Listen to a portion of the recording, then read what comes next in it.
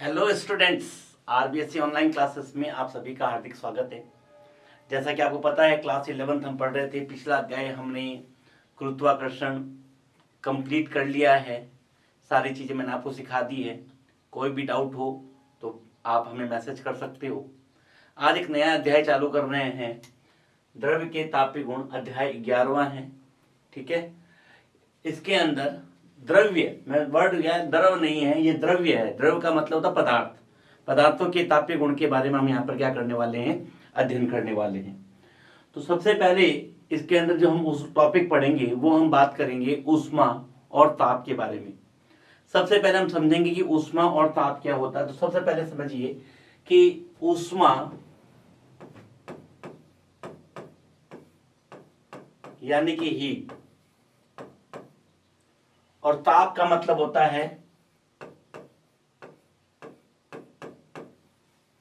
Temperature.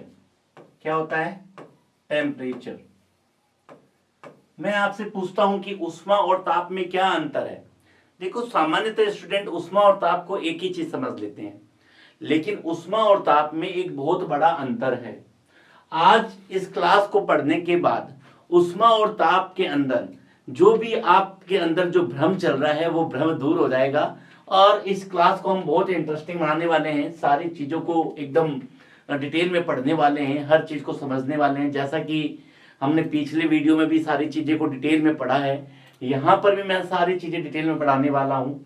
ऊष्मा के बारे में पढ़ाऊंगा, ताप के बारे में पढ़ाऊंगा, तापमान की स्केल के बारे में पढ़ाऊंगा, और किस तरह से एक तापमान के स्केल को दूसरे तापमान के स्केल में बदला जा सकता है, वो सारी चीजें हम यहाँ पे पढ़ेंगे। पक्का? तो बच्चा पार्टी रेडी है सारी? चलो ठीक है। तो सबसे पहले पढ़ते हैं ऊष्मा क्या होती है। देखो, ऊष्मा क्या है? ऊष्मा एक ऊर्जा का रूप है। क्या है? ऊष्मा क्या होती है? एक ऊर्जा का रूप है। ऊर्जा का रूप है, या आप ये समझ सकते हो कि एक प्रकार की ऊर्जा ही है। ऊष्मा क्या है? एक प्रकार की ऊर्जा ही है। और ऊष्मा एक प्रकार की ऊर्जा है, तो ऊर्जा का हमेशा क्या होता है? प्रवाह होता है। ऊर्जा क्या होती है? एक रूप से दूसरे रूप में स्थानांतरित हो जाती है। तो ऊष्मा यदि एक ऊर्जा का रूप है तो ऊष्मा का क्या होता है? प्रवाह होता है।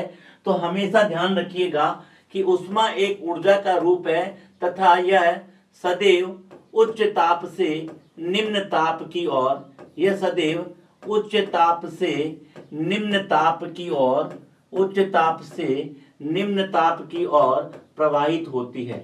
निम्न ताप की ओर प्रवाहित होती है। निम्न ताप की ओर क्या होती है? प्रवाहित होती है। ये ध्यान रखिएगा। फिर से मैं एक बार कह रहा हूं, ऊष्मा क्या है? ऊष्मा एक प्रकार की ऊर्जा है जो सदैव उच्च ताप से निम्न ताप की ओर प्रवाहित होती है। और कोई चीज हमें ठंडी या गर्म क्यों लगती है, दूसरी इंपॉर्टेंट बात, कोई चीज हमें ठंडी या गर्म क्यों लगती है, वो इस ऊष्मा के कारण लगती है। तथा किसी चीज की ठंडा होने, कोई भी चीज, कोई वस्तु ठंडेपन या गर्माहट का जो एहसास होता है, एहसास करती है, वह ऊष्मा के कारण ही होता है। ऊष्मा के प्रवाह के कारण ही होता है, कारण ही होता है। इंपॉर्टेंट बात समझिए, ऊष्मा का प्रवाह सदैव उच्च ताप से निम्न ताप की तरफ होता है। कई बार क्या होता है कि जब हम ठंड के दिनों में अपन जब लोहे के हैंडल को पकड़ते हैं, तो जो लोहे का हैंडल हमें ठंडा क्यों लगता है, जरा सोचिएगा। क्योंकि हमारे शरीर का तापमान ज्यादा होता है, और ठंड के दिनों में जो भी वस्तुएं होती है उनका तापमान वातावरण के तापमान के बराबर हो जाता है। और हमारे शरीर का तापमान मान लो 37 डिग्री सेंटीग्रेड है, और ठंड के दिनों में जो तापमान होता है बाहर का, मान लो वो 5 डिग्री या 10 डिग्री सेंटीग्रेड है। अगर जो तापमान वातावरण का होगा वही वहां पर उपस्थित वस्तुओं का होगा, तो जो उपस्थित हैंडल है, हैंडल का तापमान भी क्या हो गया? 10 डिग्री सेंटीग्रेड हो गया। जैसे ही मैं इस हैंडल को पकड़ता हूं, जैसे ही मैं इस हैंडल को पकड़ता हूं तो मैंने क्या कहा, उष्मा का प्रवाह स्टार्ट होता है। उष्मा का प्रवाह तभी होगा जब दो वस्तुओं के मध्य तापमान का अंतर हो, और उष्मा हमेशा उच्च ताप से निम्न ताप की ओर प्रवाहित होगी। तो हैंडल का जो तापमान है वो 10 डिग्री है, और मेरे बॉडी का जो तापमान है वो 37 डिग्री है। तो बताओ तापमान का प्रवाह कहां से होगा, उच्च ताप से निम्न ताप की ओर। उष्मा का प्रवाह कहां से कहां होगा, उच्च ताप से निम्न ताप की ओर। तो जैसे ही मैं इस हैंडल को पकड़ूंगा मेरे बॉडी से क्या होगा, तापमान कम होगा और इस हैंडल का तापमान धीरे धीरे बढ़ेगा, क्योंकि मेरी बॉडी से हैंडल की ओर उष्मा का क्या होगा, प्रवाह होगा। मेरी बॉडी से हैंडल की ओर क्या होगा, उष्मा का प्रवाह होगा। और ये उष्मा का प्रवाह तब तक होता रहेगा जब तक दोनों में उष्मीय साम्य ना आ जाए।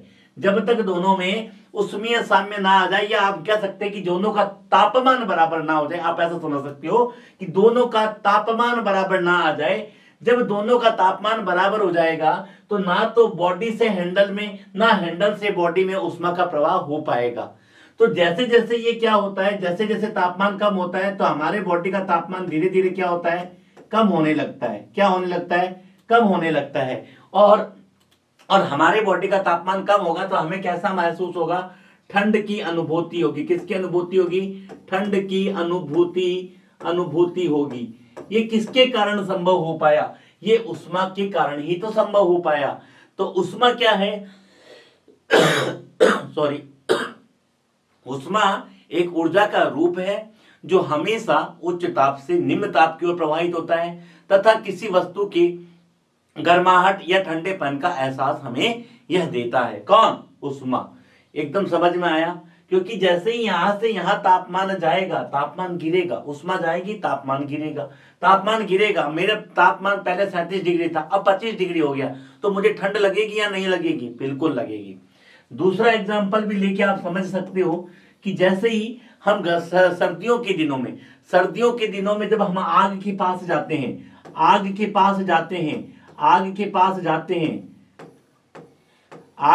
जाते हैं तो हमें कैसा महसूस होता है, गर्माहट महसूस होती है।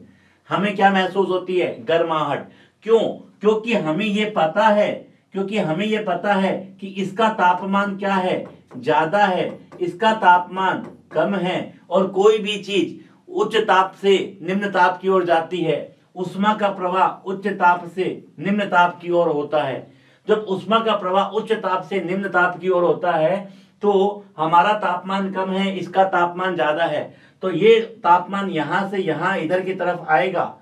तापमान आएगा किसके रूप में, ऊर्जा के रूप में, उष्मा के रूप में। तो यहाँ पे जब हमारा तापमान बॉडी का क्या होगा, धीरे धीरे बढ़ जाएगा या नहीं बढ़ जाएगा, क्योंकि उष्मा का प्रवाह उच्च ताप से निम्न ताप की ओर होता है। उष्मा का प्रवाह उच्च ताप से निम्न ताप की ओर होता है, तो उष्मा यहां से यहां आएगी, और उष्मा के कारण हमें कैसा महसूस होगा, गर्माहट का एहसास होगा। तो यहां पर आपको ये बात एकदम क्लियर हो गई होगी। ठीक है, कोई दिक्कत वाली बात नहीं है, पक्की बात, ये ध्यान रखिएगा। अब देखिएगा कि इसका उदाहरण हम ये भी देखते हैं कि ठंड के दिनों में चाय जल्दी ठंडी हो जाती है। क्यों, क्योंकि ठंड के दिनों में जो वातावरण का तापमान होता है वो कम होता है, और चाय का तापमान ज्यादा होता है। तापमान का बहुत बड़ा अंतर होता है, तो जितना ज्यादा तापमान का अंतर होगा उष्मा का प्रवाह उतना ही तेज होगा, उष्मा के प्रवाह की दर उतनी ज्यादा होगी, और उष्मा के प्रवाह की दर जितनी ज्यादा होगी वो चीज उतनी ही जल्दी ठंडी हो जाएगी। इसीलिए ठंड के दिनों में चाय बहुत जल्दी ठंडी हो जाती है। ये सारा खेल किसका है, ऊष्मा का है। तो आपको उम्मीद कर रहा हूं कि उष्मा की ये वाली बात समझ में आई होगी। चलिए इसके बारे में कुछ और बात कर लेता हूं। अगर मैं आपसे पूछूं कि उष्मा का मात्रक क्या होता है, तो आप बिना समझे बोल सकते हो कि उष्मा के सर 2 मात्रक होते हैं। उष्मा के 2 मात्रक होते हैं, एक तो होता है सीजीएस मात्रक और एक होता है एसआई मात्रक। ध्यान रखिएगा, सीजीएस मात्रक और एसआई मात्रक, ध्यान से सुनिएगा मेरी बात। जो सीजीएस मात्रक होता है वो होता है कैलोरी। क्या होता है, कैलोरी। और इसको हम CAL भी लिखते हैं, कैलोरी। और उष्मा का जो SI मात्रक होता है वो होता है जूल, JOULE, जूल। और इंपॉर्टेंट बात याद रखिएगा कि एक कैलोरी में 4.2 जूल होता है। एक कैलोरी में 4.2 जूल होता है। इसका मतलब ये होता है, इसको बोलते हैं जूल का उष्मा तुल्यांकी, the Joule's mechanical equivalent of heat, joule का उष्मा तुल्यांक का नियम, जूल का उष्मा तुल्यांक का नियम भी बोलते हैं इसको, जूल का उष्मा तुल्यांक का नियम भी बोलते हैं। मैं फिर से कह रहा हूं, याद रखिएगा, कई बार आपको क्वेश्चन में आंसर कैलोरी में आएगा, उसको जूल में कन्वर्ट करना है। अगर आंसर को कैलोरी में कन्वर्ट करना है, क्वेश्चन जूल में दे रखा है, तो आपको कुछ नहीं करना, उसको 4.2 से मल्टीप्लाई कर देना है। मैं फिर से इंपॉर्टेंट बात कर रहा हूं, एक कैलोरी में 4.2 जूल होता है। एक कैलोरी में कितने जूल होते हैं? 4.2 जूल होते हैं। क्लियर है? ये कितना, किसका नियम है? जूल का उष्मा तुल्यांकी नियम। इसका मतलब ये होता है कि यदि किसी पदार्थ को 1 कैलोरी उष्मा दी जाए, यदि किसी पदार्थ को 1 कैलोरी उष्मा दी जाए, तो वह 4.2 जूल का यांत्रिक कार्य करेगा। 4.2 जूल का यांत्रिक कार्य करेगा, यांत्रिक कार्य करेगा। ये बात होती है इसका, कि अगर किसी पदार्थ को 1 कैलोरी उष्मा दी जाए तो वो 4.2 जूल का यांत्रिक कार्य करेगा। पर यह बात हमेशा सत्य नहीं होगी। इसका मतलब ये होगा कि 1 कैलोरी उष्मा देने से यह अधिकतम कार्य इतना कर सकता है। भाई मैंने इसको 1 कैलोरी उष्मा दी किसी पदार्थ को, तो वो अधिकतम ये कार्य कर सकता है। अगर मैं कह देता हूं और कहीं दूसरी जगह उष्मा की हानि नहीं हो रही है और सारी की सारी उष्मा कार्य में बदल रही है, सारी की सारी उष्मा कार्य में बदल रही है, तो अगर आप उसको 1 कैलोरी उष्मा दोगे तो वो 4.2 जूल का अधिकतम कार्य कर सकता है। अगर उष्मा के कारण कुछ हानि हो रही है तो ये कार्य थोड़ा कम भी हो सकता है, लेकिन ये अधिकतम कार्य ये इतना कर सकता है यदि हम दूसरी हानियों को नगण्य माने तो। यानी कि 1 कैलोरी उष्मा से 4.2 जूल का यांत्रिक कार्य किया जा सकता है। ये इंपॉर्टेंट बात आपको याद रखनी है, एकदम क्लियर। समझ आ रही है बात या नहीं आ रही? क्लियर है? एकदम क्लियर है। ठीक है, तो ये आपको इंपॉर्टेंट बात याद रखनी है। और जब भी कैलोरी और जूल को आपस में बदलना हो तो याद रखिएगा कि 1 कैलोरी में 4.2 जूल होता है। 1 कैलोरी में 4.2 जूल होता है। अगर क्वेश्चन उष्मा के रूप में दे रखा हो तो हमेशा उत्तर कैलोरी में आएगा। अगर क्वेश्चन उष्मा के रूप में दे रखा हो तो हमेशा उत्तर कैलोरी में आएगा। और अगर उष्मा अगर क्वेश्चन कार्य के रूप में दे रखा हो, अगर क्वेश्चन कार्य के रूप में दे रखा हो तो हमेशा उत्तर जूल में निकालना है, ये याद रखिएगा। अगर क्वेश्चन कैलोरी के फॉर्म में या उष्मा के फॉर्म में दे रखा हो, उष्मा के फॉर्म में दे रखा हो तो उत्तर कैलोरी में आएगा। और अगर क्वेश्चन कार्य के रूप में पूछ रहा है तो उत्तर जूल में आएगा। ये इंपॉर्टेंट बात याद रखिएगा। ठीक है, कोई दिक्कत नहीं। ठीक है, जैसे 100 जूल कार्य किया, उसको कैलोरी में बदलना है। 100 जूल को अगर कैलोरी में बदलना है तो क्या करोगे? 4.2 से भाग दे दोगे, 4.2 से भाग दे दोगे। मेरी बात समझ में आ रही है? क्लियर है एकदम? Okay okay okay. तो ये इंपॉर्टेंट बात आपको समझ में आ गई। ठीक है, आगे चले। आगे अगर मैं चलूं तो मैं ये देखता हूं कि तापमान क्या होता है सर।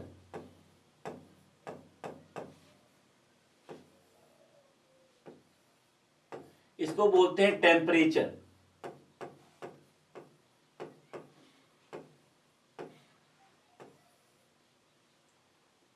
टेम्परेचर क्या होता है? तापमान। गर्मियों के दिनों में वातावरण का तापमान ज्यादा होता है, सर्दियों के दिनों में वातावरण का तापमान कम होता है। जब हमें बुखार आता है तो हमारा तापमान ज्यादा होता है और कई बार हमारा तापमान कम ही होता है। तो तापमान क्या बताता है? तापमान किसी वस्तु के गर्माहट या ठंडेपन को बताता है कि कोई वस्तु कितनी गर्म है या कितनी ठंडी है। ये बात कौन बताता है? तापमान बताता है। तो तापमान क्या है? किसी वस्तु के गर्माहट तापमान, किसी वस्तु के गर्माहट व ठंडेपन को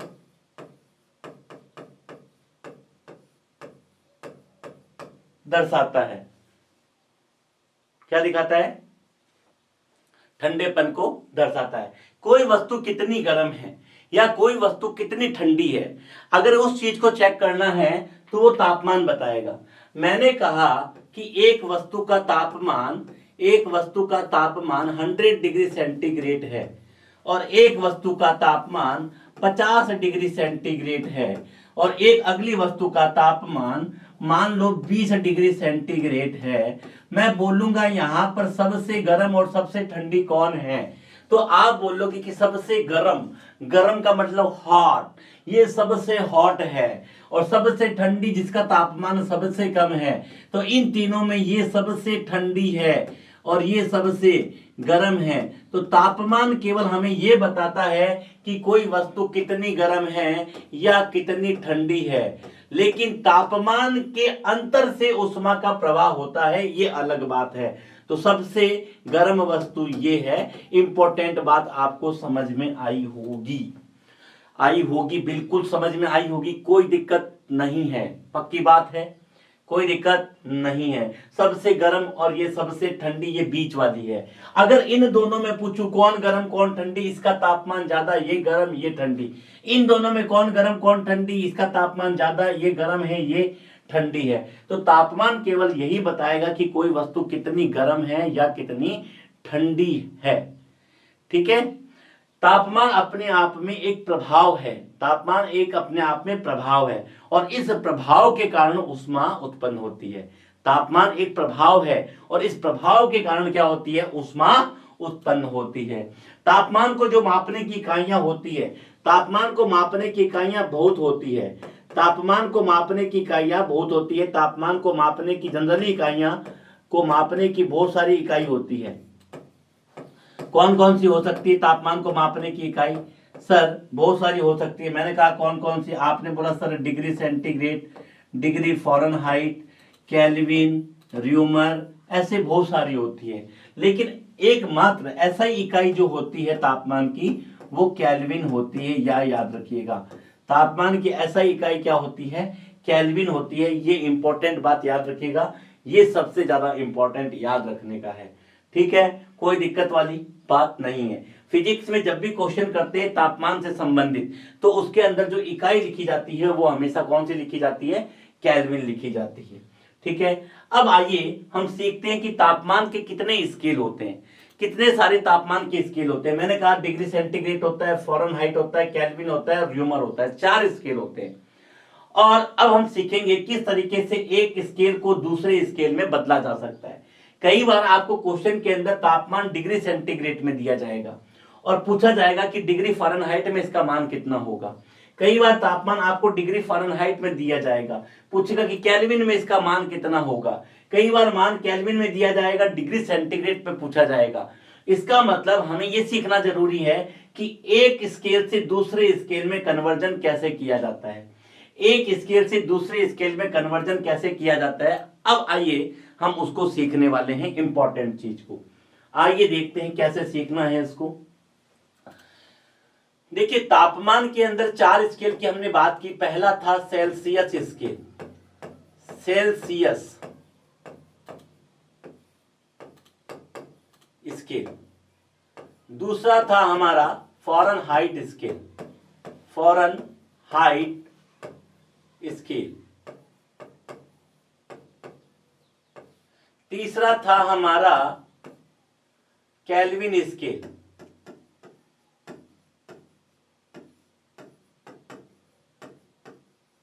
और चौथा था हमारा र्यूमर स्केल।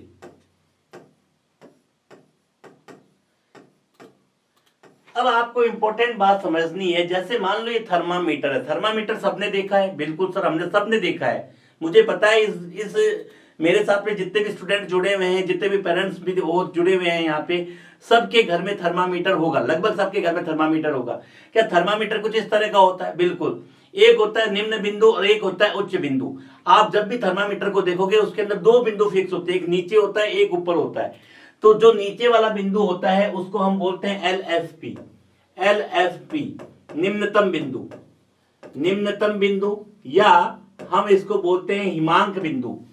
हिमांक बिंदु क्या बोलते हैं? हिमांक बिंदु।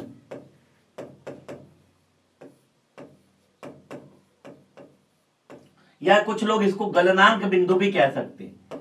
गलनांक बिंदु कि बर्फ जिस तापमान पे गलती है उसको बोलते हैं गलनांक बिंदु। बर्फ, बर्फ का ही लिया जाता है यहां पर।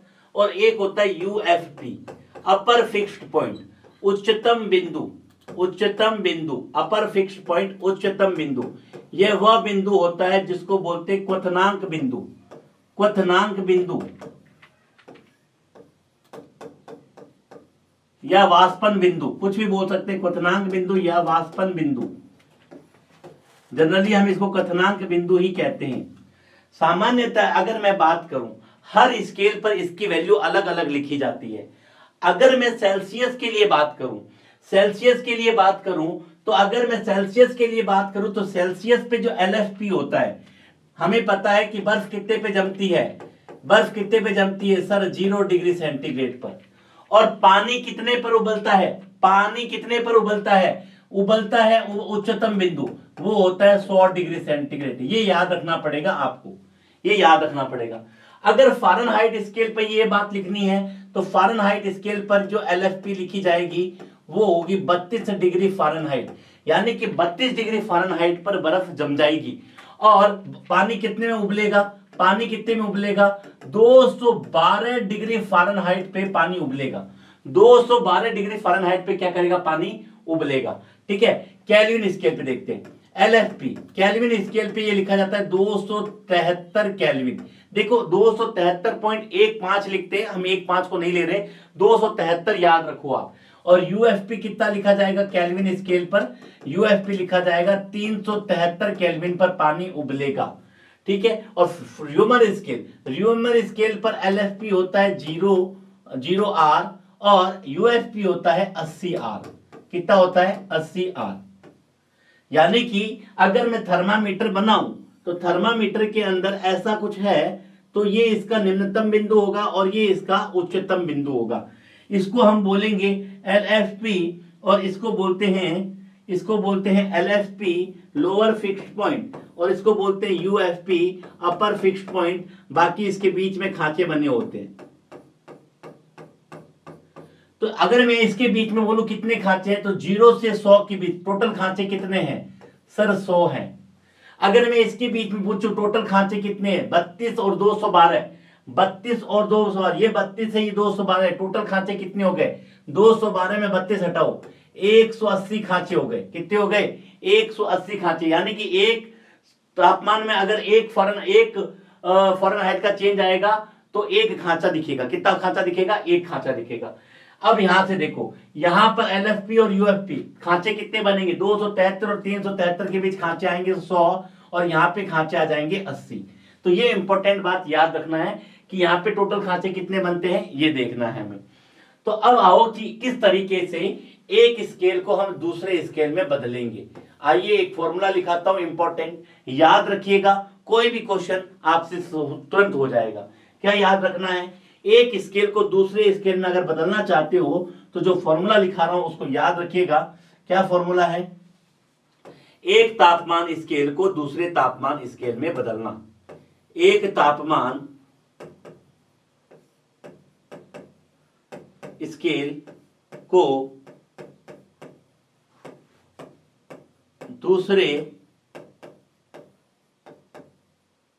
तापमान स्केल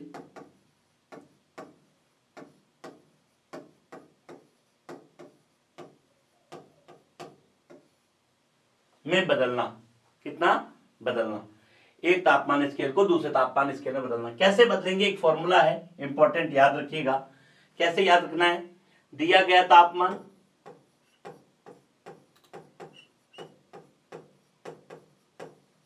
तापमान माइनस LFP बटे UFP माइनस LFP बराबर नियत। ये याद रखिए बस। UFP क्या है? उस तापमान के लिए उच्चतम बिंदु, और LFP क्या है? उच्च स्केल के लिए निम्नतम बिंदु। दिया गया तापमान, जो भी तापमान दोगे, जैसे मान लो आपने बोला 60 डिग्री सेंटीग्रेड, तो दिया गया तापमान कितना हुआ? 60 डिग्री सेंटीग्रेड। डिग्री सेंटीग्रेड में LFP कितना होता है सर? 0 होता है। डिग्री सेंटीग्रेड में UFP कितना होता है? 100 होता है। LFP कितना होता है? 0 होता है। रख दीजिएगा, उत्तर निकालेंगे। कैसे निकालेंगे? आइए मैं आगे बढ़ता हूं। फॉर्मूला क्या लिखना है याद रखिए। डिग्री सेंटीग्रेड दिया गया ताप माइनस 0 बटे उच्चतम बिंदु माइनस निम्नतम बिंदु बराबर, ये सारे बराबर होते हैं, सारे स्केल एक दूसरे के क्या होते हैं? बराबर होते हैं, क्योंकि मैंने क्या बोला कि ये नियत राशि है। क्या है? नियत राशि। तो सारे स्केल एक दूसरे के बराबर होते हैं, याद रखिएगा। अगर मान लो केल्विन है, दिया गया ताप माइनस निम्नतम बिंदु बटे उच्चतम बिंदु माइनस निम्नतम बिंदु, बराबर सी बात है। अगर फ़ारेनहाइट में दिया तो फ़ारेनहाइट का दिया गया तापमान माइनस निम्नतम बिंदु बटे उच्चतम बिंदु माइनस निम्नतम बिंदु। अगर र्यूमर स्केल की बात करूंगा तो र्यूमर स्केल का मान माइनस दिया गया तापमान निम्नतम बिंदु बटे उच्चतम बिंदु माइनस निम्नतम बिंदु। इसके अलावा अगर कोई नया स्केल आ गया, कोई भी नया स्केल, मुझे नहीं पता, मान लो आपने अपने हिसाब से बना दिया, आपने अपने हिसाब से बना दिया, तो कुछ नहीं करना, उसका मान दिया गया तापमान, बस ये याद रखना है, ये नियत राशि है, माइनस LFP बटे UFP माइनस LFP।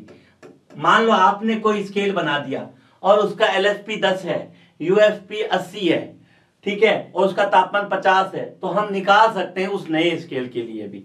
तो ये इंपॉर्टेंट बात आपको याद रखनी है, इस फॉर्मूले को आपको याद रखना है। अगर आप इस फॉर्मूले को याद रखते हो तो क्वेश्चन करना बड़ा ही आपके लिए आसान हो जाएगा। देखिए कैसे हम क्वेश्चन को करेंगे, मैं अभी सिखा रहा हूं क्वेश्चन। जैसे मान लो मैंने एक क्वेश्चन बोला आपसे, एक क्वेश्चन आपसे बोला, मैंने क्या क्वेश्चन बोला? क्वेश्चन ये बोला, मैंने कहा अगर मान लो मेरे पास 50 डिग्री सेंटीग्रेड है, 50 डिग्री सेंटीग्रेड है किसी डिग्री सेल्सियस पे, तो केल्विन में ये तापमान कितना होगा? केल्विन में ये तापमान कितना होगा? क्वेश्चन क्या था? तापमान कितना दे रखा है सेल्सियस में? 50 डिग्री। तो वही तापमान केल्विन वाला स्केल कितना दिखाएगा? केल्विन वाले स्केल पे उस तापमान की वैल्यू कितनी होगी? तो देखिए हमें संबंध किसके किसके बीच में देखना है? इसके और इसके बीच में देखना है। तो हमें कुछ नहीं करना, इस फॉर्मूले को लिख लेना है, इस फॉर्मूले को लिख लेना है, बराबर K माइनस 273 बटा 373 माइनस 273, मैंने फॉर्मूला लिख लिया। अब आपने बोला कि दिया गया मान कितना है? 50 डिग्री। तो आपको इस जगह 50 डिग्री जो दिया गया मान है रख दो, 50 माइनस 0, इस मान को तो हम चेंज नहीं करते, 100 माइनस 0, हमें K में निकालना है, ये मान निकालना है, माइनस 273 बटा 373 में से 273 गया 100। अगर ध्यान से देखो तो 50 बराबर 50 बटा 100 बराबर K माइनस 273 बटा 100। ध्यान से देखो तो 100 से 100 कट गया, तो K बराबर क्या बन गया?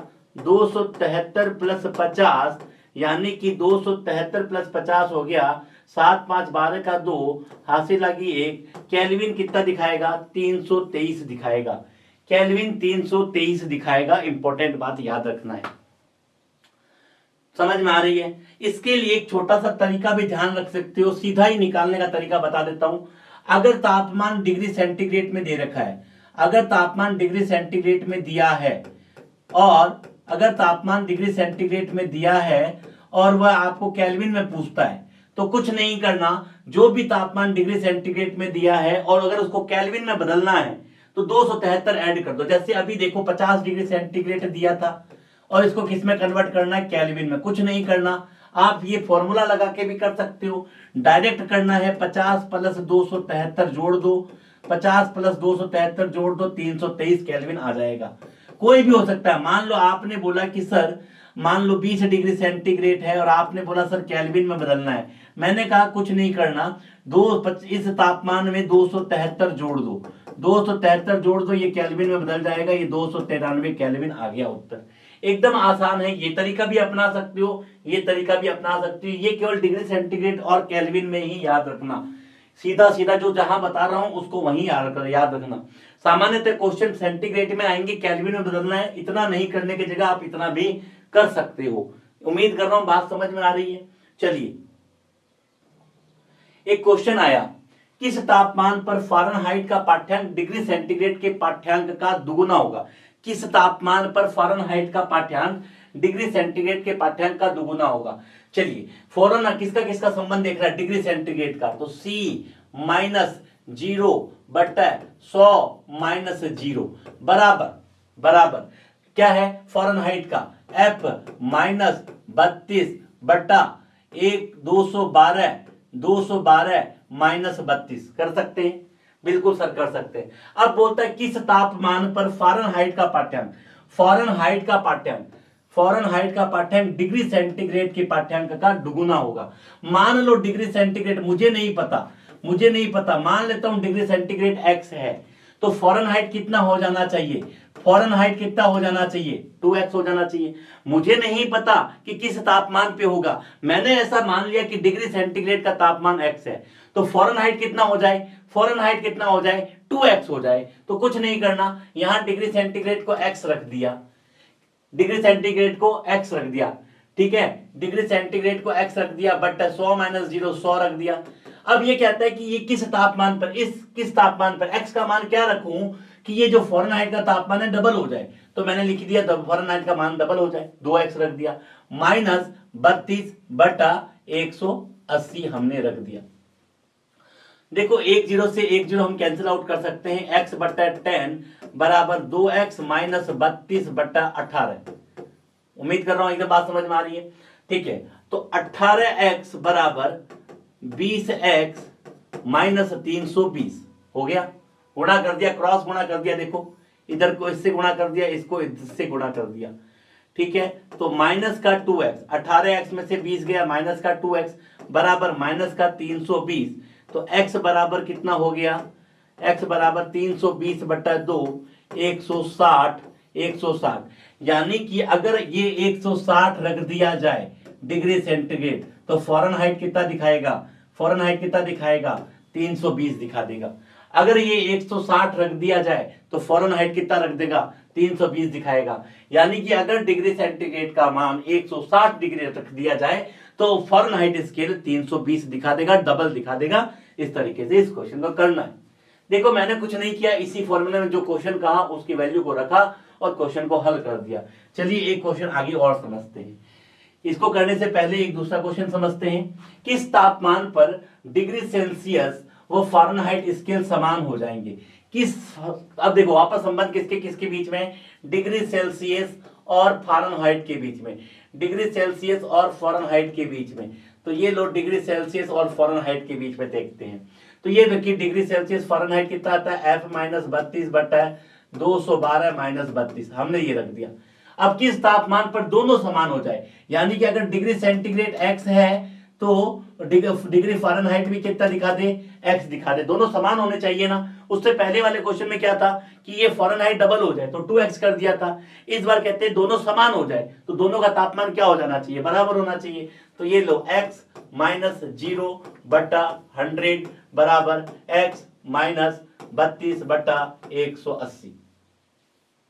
क्या करना है, 180 x बराबर 100x माइनस 3200 हो गया, आ रहा है। तो 180 x माइनस 100x बराबर माइनस का 3200, तो 80 x बराबर माइनस का 3200, x बराबर माइनस का 3200 बटे 80 माइनस का 40।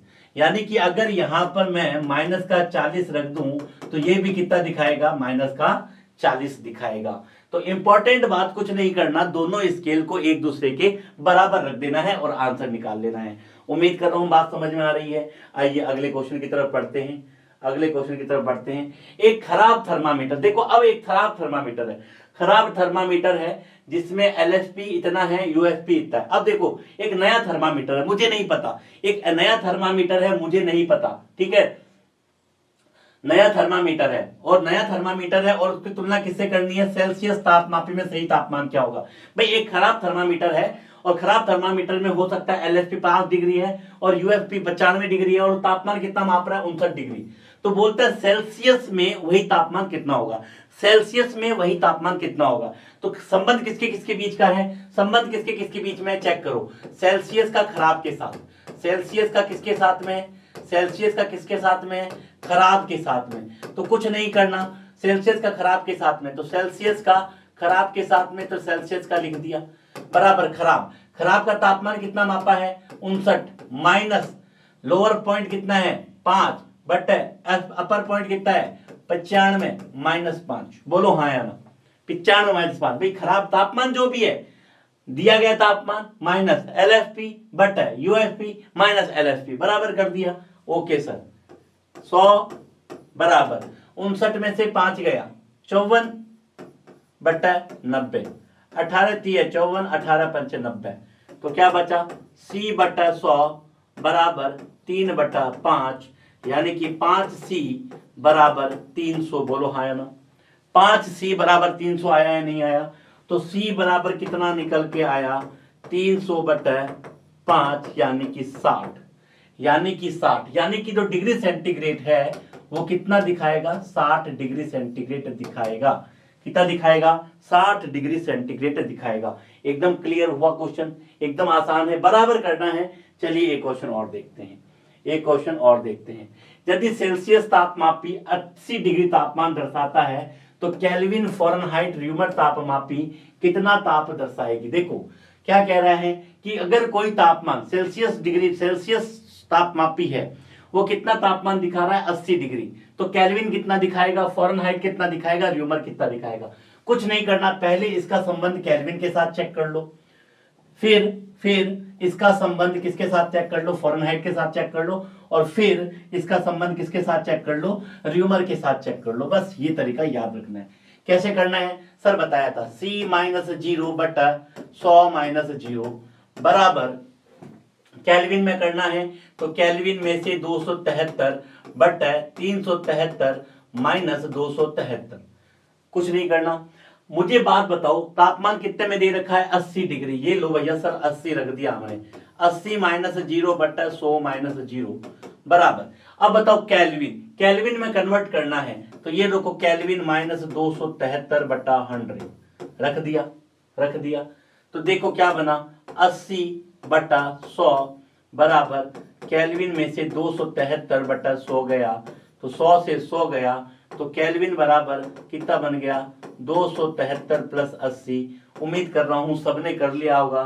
कितना आया आंसर, 8 7 15 का 5 हासिल आ गई 1 2 1 3 353 केल्विन आंसर आया। आई बात समझ में सर, आ गई सर आ गई। चलें चेक करें अगले क्वेश्चन। अब किस में कन्वर्ट करना है, डिग्री सेंटीग्रेड को फ़ारेनहाइट में करना है। तो डिग्री सेंटीग्रेड को फ़ारेनहाइट में करना है, तो ये लो डिग्री सेंटीग्रेड को फ़ारेनहाइट में भी कर लेते हैं। फ़ारेनहाइट का फॉर्मूला क्या है, F माइनस 32 बटा 300 क्या आता है, F माइनस 32 बटा 212 माइनस 32। होता है या नहीं होता सर, होता है। तापमान कितना दे रखा, 80 डिग्री को कन्वर्ट करना है, 80 माइनस 0 बटा 100 बराबर F माइनस 32 बटा 180। सही है, ठीक है सर, एकदम बराबर है। क्या करना है ध्यान से देखो, 1 0 से 1 0 साफ, ठीक है, 1 0 से 1 0 ये साफ, तो 8 बटा 1 बराबर F माइनस 32 बटा 18, तो 18 इंटू 8 बराबर F माइनस 32 हुआ। 18 18 64 का 4 हासिल लगी 6, 8 6 14 144 प्लस 32 इधर आ जाएगा बराबर F, तो 170 176। तो फ़ारेनहाइट स्केल कितना दिखाएगा, 176 डिग्री फ़ारेनहाइट दिखाएगा, 176 डिग्री फ़ारेनहाइट दिखाएगा। समझ में आया या नहीं आया, यानी कि 80 डिग्री सेंटीग्रेड फ़ारेनहाइट स्केल कितना दिखाएगा, 176 दिखाएगा।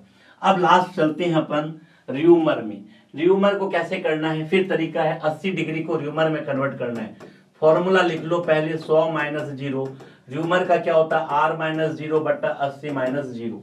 होता है या नहीं होता, होता है या नहीं होता, बिल्कुल होता है, क्लियर है, ओके। अगर होता है तो आप एक बार पॉज करके ट्राई कीजिए, कितना आ रहा आंसर चेक करिए। चलिए मैं चेक कर लेता हूं, जितने में जल्दी कर लीजिए, जल्दी करिए। बराबर R बटा 80, ठीक है, तो 80 बटा 100 बराबर R बटा 80, 20 पंचे 100, 20 चौके 80, 320 बराबर, क्रॉस मल्टीप्लाई कर देते हैं यहां से इसको, इसको यहां से, तो R बराबर 320 बटा 5, 5 चौका 30 और 5 चौका 20, 64 र्यूमर दिखाएगा, 64 र्यूमर दिखाएगा। तो उम्मीद कर रहा हूं आपको ये सारी बातें समझ में आई होगी। कि किसी में भी अगर कोई क्वेश्चन में कोई प्रॉब्लम है तो कमेंट बॉक्स में कमेंट कीजिएगा। ये हमारा जो टॉपिक था उष्मा और तापमान पे था, बहुत सारे क्वेश्चन दिए। एक क्वेश्चन मैं आपको घर से करके करने के लिए दे रहा हूं, देखिएगा उस क्वेश्चन को और ट्राई जरूर कीजिएगा। क्वेश्चन क्या है देखें, ये क्वेश्चन है कि एक थर्मामीटर में बर्फ का गलनांक बिंदु दे रखा है और यह 50 डिग्री की जगह 60 डिग्री तापमान पड़ता है, तो इस थर्मामीटर के क्वथनांक बिंदु का मान ज्ञात कीजिए। देखिए इस क्वेश्चन के अंदर क्या क्या दे रखा है, कोई एक थर्मामीटर है, मुझे नहीं पता, कोई थर्मामीटर है मुझे नहीं पता, लेकिन अगर ये थर्मामीटर में जो एलएचपी दे रखा है, इस खराब थर्मामीटर का एलएचपी दे रखा है माइनस का 10 डिग्री सेंटीग्रेड, और ये जो तापमान जो पड़ रहा है, ये तापमान जो पड़ रहा है, ये जो तापमान पड़ रहा है, सुनना मेरी बात, ये जो तापमान पड़ रहा है वो कितना पड़ रहा है, 60 डिग्री पड़ रहा है। लेकिन अगर ये तापमान कितना पड़ रहा है, 60 डिग्री सेंटीग्रेड पड़ रहा है, अगर यही वास्तव का सही तापमान होता, अगर ये सही पाठ्यांक होता, अगर ये तापमापी सही होता, तो ये सही तापमान कितना पड़ता, 50 डिग्री सेंटीग्रेड पड़ता। कहने का मतलब मेरे पास दो स्केल हैं, एक सही है और एक गलत है, दोनों ही डिग्री सेंटीग्रेड के हैं। आपको पता है डिग्री सेंटीग्रेड में एलएफपी कितना होता है, 0 होता है, और यूएफपी कितना होता है, 100 होता है। लेकिन अगर यही थर्मामीटर मैं सस्ता बाजार से सस्ता लेके आया तो मैंने देखा इसके अंदर जो एलएफपी है वो दे रखा माइनस का 10, और ये क्या कर रहा है, यूएफपी मुझे पता नहीं है, यूएफपी का मान मुझे ज्ञात करना है, लेकिन ये जो तापमान पड़ रहा है वो 50 की जगह कितना पड़ रहा है, 60। इसका मतलब अगर सही थर्मामीटर होता तो कितना पड़ता, 50, लेकिन गलत थर्मामीटर है, कितना पड़ रहा है, 60। यानी कि सही थर्मामीटर का तापमान ये रहा, सही थर्मामीटर का तापमान ये रहा, और सही थर्मामीटर के लिए एलएफपी कितना होता है, 0 होता है, और यूएफपी कितना होता है, 100 होता है। और ये रहा गलत थर्मामीटर, ये गलत थर्मामीटर कितना तापमान पड़ रहा है, 60 डिग्री, और इसके लिए एलएफपी कितना है, माइनस का 10 डिग्री सेंटीग्रेड। इसके लिए यूएफपी कितना होगा मुझे नहीं पता, इस यूएफपी का मान मुझे ज्ञात करना है, इस यूएफपी का मान मुझे क्या करना है, ज्ञात करना है। तो ये क्वेश्चन मैं आपके लिए छोड़ रहा हूं, आप इस क्वेश्चन को अपने दिमाग से हल कीजिएगा और आंसर निकालिएगा, कमेंट बॉक्स में कमेंट जरूर करिएगा। मैं सबके आंसर को चेक करूंगा, और अगर आप क्वेश्चन को नहीं हल कर पाते तो मैं इस क्वेश्चन के आंसर को पोस्ट कर दूंगा और इसके सॉल्यूशन को भी वापस करवा दूंगा। ठीक है, एक बार जरूर ट्राई कीजिएगा, और अगर वीडियो पसंद आया है तो लाइक कीजिएगा, कमेंट कीजिएगा, अपने दोस्तों के साथ इसको शेयर भी कीजिएगा, ताकि ज्यादा से ज्यादा लोग इससे लाभान्वित हो सकें। ओके क्लास, आज की क्लास को मैं यहीं कंक्लूड करता हूं। Thank you students for watching this video.